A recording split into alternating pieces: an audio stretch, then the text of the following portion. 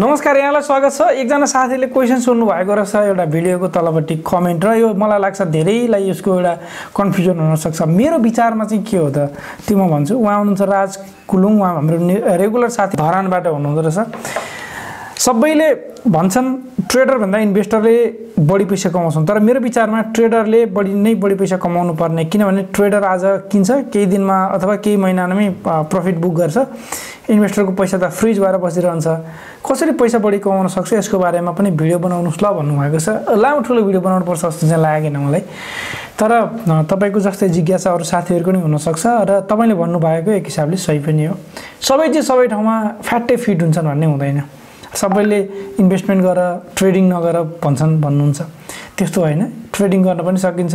खासमा चाँडो पैसा कमाउनलाई चाहिँ ट्रेडिङ गर्ने हो कि ढिलो पैसा कमाउनलाई, पुँजी मात्रै बढाउनलाई इन्भेस्टमेन्ट गर्ने हो। तर ट्रेडिङ भनेको सधैँभरि रिस्क हुन्छ, धेरै हाई रिस्क हाई गेन।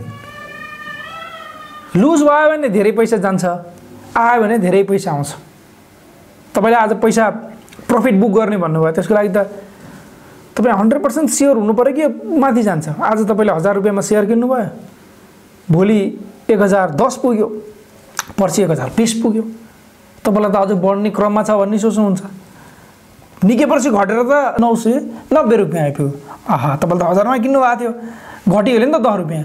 तपाईँ बेच्न चाहनुहुन्छ, चाहनुहुन्न, तपाईँ त लसमा हुनुहुन्छ अहिले। अब तपाईँ के सोच्नुहुन्छ, ठिकै छ बढोस्, त बिस्तारै सेयर घट्दै गयो, मार्केट बिग्रँदै गयो, घट्दै गयो। सबैमा त्यस्तो नहोला, त्यस्तो हुनसक्छ। अब एउटा त्यो भयो होइन, त्यो कारणले गर्दाखेरि मान्छेले चाहिँ ट्रेडिङमा अथवा भन्दा इन्भेस्टमेन्टमा भन्छन्। त्यो तपाईँले फेरि धेरै नै घट्न थाल्यो भने तपाईँ डराएर बेच्दिनुहुन्छ। 980मा 50मा आयो, अब घट्ला जस्तो लागेको हेर्दाखेरि बेच्नु भयो तपाईँ। त्यसको लागि त स्टडी पनि गर्नुहुन्छ। बेच्नु भयो, बेचा भोलिपल्ट फेरि बढ्यो, पश्चाताप भयो, अघिल्लो दिनै ग्लानी भयो, फेरि पिर पऱ्यो। अब अर्को एउटा चिज भन्न चाहन्छु म। जस्तै मेरो कुरा गर्नुहुन्छ भने म धेरै काम गर्छु। मलाई बिहानदेखि बेलुकासम्म त नेप्से हेरेर बस्ने टाइमिङै छैन। मलाई हरेक कम्पनी स्टडी गर्ने फुर्सद पनि छैन।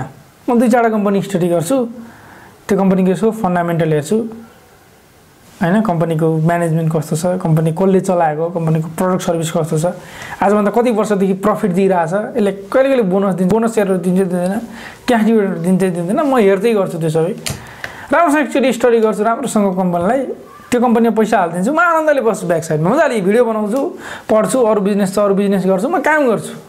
भनेपछि म जस्तो मान्छेले डेली तपाईँ बिहान अब हेर्न थाल्ने, अब के हुन्छ कस्तो हुन्छ होइन, अब 120 भयो, अब 1020 भयो, अब बेचिहाल्नु पऱ्यो भनेर मलाई त्यो भनिराख्ने। अब आज मेरो सेयरको, मैले किनेको सेयरको दाम कति भएको छ, माथि कति भयो, तल कति भयो, मलाई के मतलब भएन नि त। अल्टिमेटली आज हेर्छु अथवा आजभन्दा 1 महिना 2 महिना पछि हेर्दाखेरि आज मेरो पोर्टफोलियो 15 लाखको छ, भोलि पर्सि केही दिन समयपछि हेर्दाखेरि 16 लाख हुन्छ, 17 लाख होला, केही बेच्छु किन्छु हल्का होइन। त्यस्तो टाइपका, मैले जस्ट इक्जाम्पल दिएँ, त्यस्तो टाइपका इन्भेस्टरहरूलाई लङ टर्ममा जाँदाखेरि त्यहाँको पैसा त्यहीँ युज गर्छन्। तिनीहरूले त्यहाँको पैसा निकालेर फेरि यता घुम्न जाँदैनन् थाइल्यान्डतिर, उनीहरूले त्यहाँको पैसा त्यहीँ युज गर्छन्। अनि बिस्तारै लङ टर्ममा क्यापिटल बढ्दै जान्छ। अब कसरी बढ्छ फेरि म भन्छु। तपाईँले जस्तै राम्रा कम्पनीहरूको लागि सस्तोमा सेयर किन्नुभयो भने त्यो सस्तोमा किनेको राम्रा कम्पनीहरूको सेयरमा नर्मली कम्पनीहरूले बोनस दिन्छन्, क्यास डिभिडेन्ड देलान्। त्यसले त धेरै ठुलो इम्प्याक्ट नपार्ला, तर बोनस सेयरहरू दियो भने त्यसले राम्रो इम्प्याक्ट पार्न सक्छ। भोलि त्यस्ता कम्पनीहरूले राइट सेयर लिएर आउन सक्छन् जुन सस्तो रेटमा तपाईँले राम्रो सेयर पाउन सक्नुहुन्छ, र अल्टिमेटली बिस्तारै बढ्दै जान्छ। यसरी सेयरको प्राइस पनि बिस्तारै बढ्दै नै जाने भयो। त्यो सधैँ फेरि राख्ने भनेर एकदम लामो समयको लागि जे भए पनि राख्छु भनेर पागल जस्तै राख्न पनि हुँदैन। फेरि म त राख्ने नै बेच्ने नै होइन भनेर होइन, त्यस्तो पनि त्यो तपाईँले बुझ्नुपर्ने हुन्छ। त्यति नै कुरा हो मैले भन्न खोजेको। सायद धेरै मान्छेहरूले ट्रेडिङमा धेरै फाइदा हुन्छ भन्नुको मतलब त्यो होला। लङ रनमा आजको लागि तपाईँले भने जस्तो पैसा त फ्रिज भयो, एकदमै राइट हो तपाईँको कुरा, तर लङ रनमा हेर्दाखेरि तपाईँको क्यापिटल बढिरहेको हुन्छ क्या, तपाईँको नेट वर्थ हुन्छ नि, सम्पत्ति चाहिँ बढिरहेको हुन्छ। हो त्यो मानेमा यसलाई मानिएको।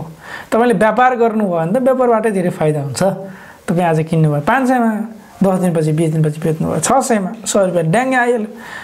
कति पैसा कमाउन सकिन्छ हैन मान्छेले पैसा कमाउने चाहिँ त्यसरी हो फेरि शेयर मार्केटबाट पैसा कमाउनु र शेयर मार्केटबाट वेल्दी हुनु धनी हुनु अलग कुरा हुन्छ शेयर मार्केटबाट पैसा मात्रै कमाउनलाई ट्रेडिङ गर्ने हो गुमाउनु पनि सकिन्छ कमाउनु पनि सकिन्छ फेरि कमाइएला खर्च गरे त्यो हुन्छ त्यो टाइपले तर वेल्दी फ्युचरमा धनी बन्ने हो भने चाहिँ इन्भेस्टमेन्ट गर्ने भन्ने पनि बुझ्नु तपाईले सायद मैले सरल तरिकाले बुझाउन सके कि कस्तो लाग्यो बुझाउन सके भने यस राइट मैले बुझेँ भनेर यसो कमेन्टमा लेख्दिनु होला अरू साथीहरूले पनि हैन बुझ्नु भएन भने फेरि लेख्नु होला मैले केही बुझिनँ भनेर अर्कोचोटि अझै सरल भाषामा बुझाउने कोसिस गर्छु अहिलेको लागि आके चाहन्छु आफूले सिक्छु आफूले सिकेको कुराहरूलाई सिकाउने मान्छे जहाँ हुनुहुन्छ जस्तो हुन्छ सेफ रहनु होला आफ्नो ख्याल राख्नु होला नमस्ते